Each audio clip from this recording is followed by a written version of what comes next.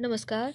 मैं हूँ आपकी होस्ट और आप देख रहे हैं धर्मसंवार। मौनी अमावस्या की कथा। कहते हैं सुनने से धन धान्य की वृद्धि होती है। आप भी प्रेम पूर्वक सुने, आपके घर में भी धन की बारिश होगी। कांचीपुरी नामक नगर में देवस्वामी नाम का एक ब्राह्मण रहता था। उसकी पत्नी का नाम धनवती और उसके 7 पुत्र और एक पुत्री थी। पुत्री का नाम गुणवती था। ब्राह्मण ने 7 पुत्रों का विवाह करने के बाद अपनी बेटी के लिए वर खोजने की सोची और अपने सबसे बड़े पुत्र को भेजा।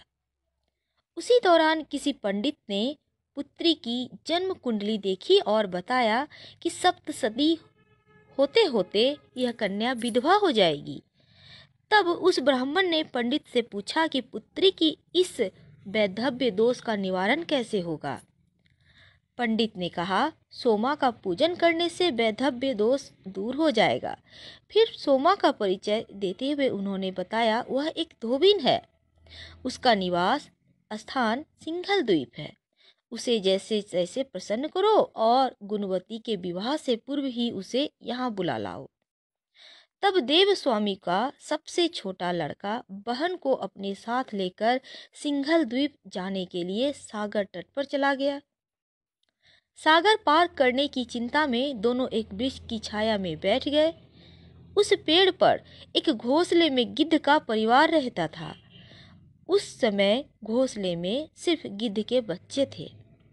गिद्ध के बच्चे बहन के क्रियाकलापों को देख रहे थे और शाम में जब उन बच्चों की माँ गिद्ध की माँ आई तो उन्होंने भोजन नहीं किया और वह अपनी माँ से बोले, नीचे 2 प्राणी सुबह से भूखे प्यासे बैठे हैं। जब तक वह कुछ खा नहीं लेते तब तक हम भी कुछ नहीं खाएंगे। तब दया और ममता के वशीभूत होकर गिद्ध माता उनके पास आई और बोली, मैंने आपकी इच्छाओं को जान लिया है। इस वन में जो भी फल फूल कंद मूल मिलेगा मैं ले आती हूँ, आप भोजन कर लीजिए। मैं सुबह आपको सागर पार करा सिंघल द्वीप की सीमा के पास पहुंचा दूंगी। और वे दोनों भाई बहन माता की सहायता से सोमा के घर जा पहुंचे। वे नित्य प्रातः उठकर सोमा का घर झाड़ कर लीप देते थे। एक दिन सोमा ने अपनी बहुओं से पूछा, हमारे घर कौन बुहारता है, कौन लीपता पोतता है? सब ने कहा, हमारे सिवाय और कौन बाहर से आएगा इस काम को करने के लिए भला? लेकिन सोमा को उनकी बातों पर विश्वास नहीं हुआ। एक दिन उन्होंने सोचा, चलो जानते हैं आखिर बात क्या है। और वह सारी रात जागी और सब कुछ देखकर खुद अपनी आंखों से जान गई। फिर सोमा ने उन भाई बहनों से बातचीत की और भाई ने सोमा को बहन के बारे में सब कुछ बतला दिया। सोमा ने उनकी परिश्रम सेवा भाव को देखकर प्रसन्न होकर उचित समय पर उनके घर पहुंचने का वचन देकर कन्या के वैधव्य दोष निवारण का आश्वासन दे दिया।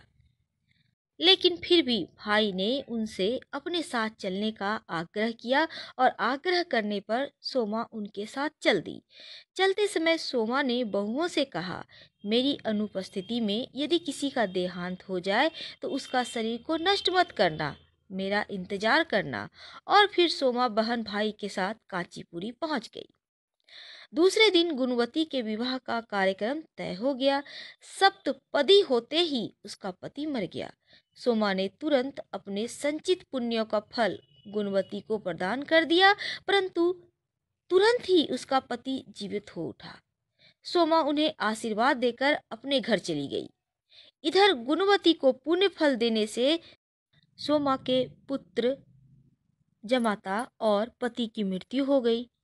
तो सोमा ने पुण्य फल संचित करने के लिए मार्ग में पीपल वृक्ष की छाया में भगवान विष्णु का पूजन करके 108 परिक्रमाएं की और उसके पूर्ण होने पर उनके परिवार के मृतक जन जीवित हो उठे। निष्काम भाव से सेवा का फल मधुर होता है, इस व्रत का यही लक्ष्य है। और कहते हैं इस व्रत का कथा पढ़ने से सुनने से तमाम तरह के दोषों से मुक्ति मिल जाती है। तो आप भी कथा को सुने, आपके भी जीवन में बहुत सारी खुशियाँ आएंगी। हम फिर मिलेंगे किसी नए टॉपिक के साथ।